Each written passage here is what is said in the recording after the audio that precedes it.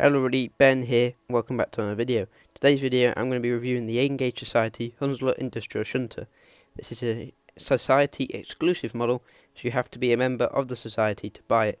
The version I got was NGSRO591. The model comes with some accessories and blanking plates for the coupler, as well as some pipe work to fit in the buffer beams. The instruction booklet has a diagram showing all the different parts used in the construction of the model, and it covers a lot on how the stay alive capacitor / DCC socket fitted from the factory works, which means it can be used on analog even though it technically has a DCC socket, so that's quite interesting, and I'll cover that a bit more when I got into running the model.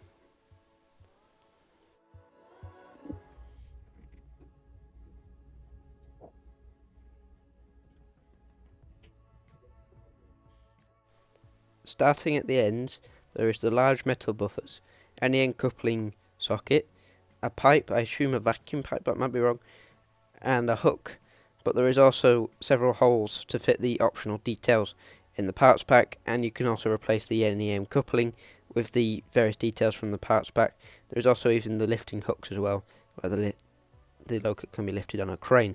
There is the, I assume, etched details on the steps where you can, it's sort of a bit of a cross pattern, and there's also the sander as well, and the handrails at the front and all over the model really look quite fine. You have to be careful with them.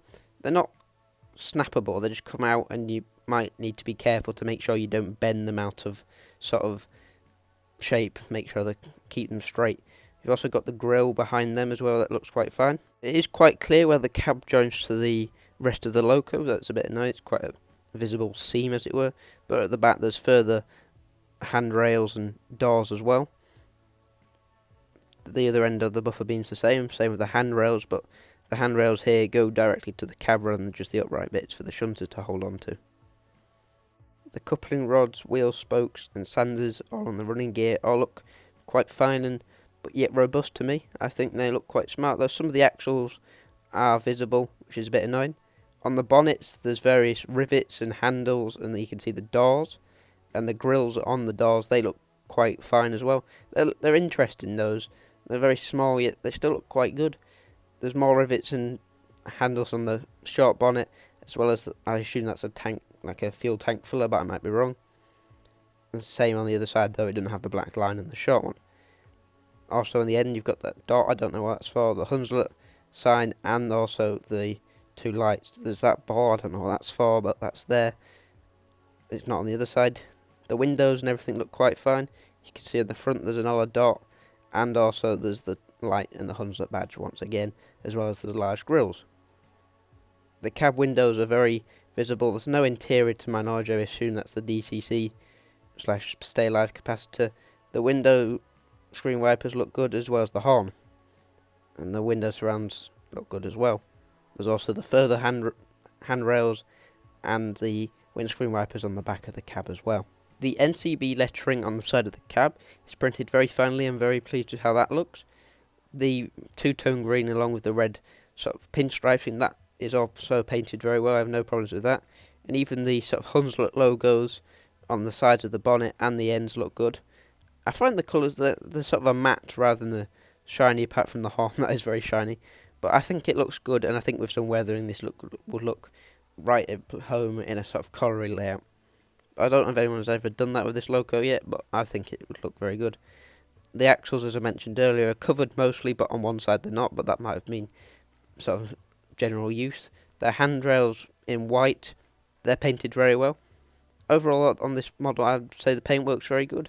There's details, especially such as the wash stripes on the buffer beams, are hard to do, yet they're painted very well, and I can't see any sort of overspray on the black to the yellow, which is hard to do and get correct. The chassis is quite bare. There's the coils motor and the various light boards for the lights. However, there's no DCC socket. I assume it's under this sort of foam next to the light board, but that also has the stay alive capacitor fitted. This allows the model to run at incredibly slow speeds, as you'll see later, and it also has bearings on the axles, which is good. That's where it picks up from as well. The slow running for this model is very good due to the stay alive capacitor fitted, which allows it to run on very high power, because here when it's running, this is pretty much like 12 volts. However, it runs very slowly yet.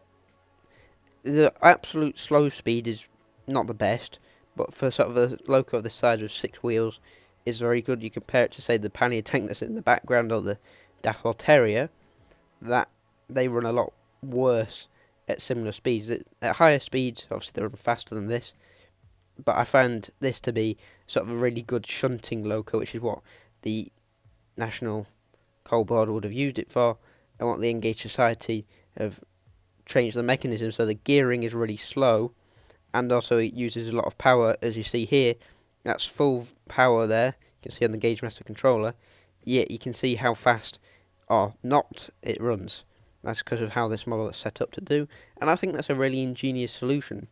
I think other manufacturers should take note and sort of almost do this for their locos which would be used in this more of a situation, because I find it to, at this sort of speed, which is nearly 12 volts but still runs quite slowly, but it works very well and is consistent and is perfect for shunting. There is directional lighting, however it's only on or off with the sort of white lights. I assume the model, the prototype in real life didn't have red sort of lights in the back, so I assume that's alright, but the lights work well. I found the model plenty powerful enough. It can pull quite a lot of coaches farther more than what it needs to, and it is a good runner. Overall, I'm pleased with this model. I would recommend it. However, if you're not a member of the society, it's quite an expensive model at £105, because I believe it's £85 not. I think it's about £20 for membership. But if you really want it, I would recommend it, even if you're not a member of the society. But it is a good model, I find. Some issues maybe with sort of the handrails being quite delicate, but if you handle it carefully, there's nothing wrong with this model, particularly in my opinion. I find it an interesting and unusual prototype, and it's nice to finally have a modern industrial loco in Engage.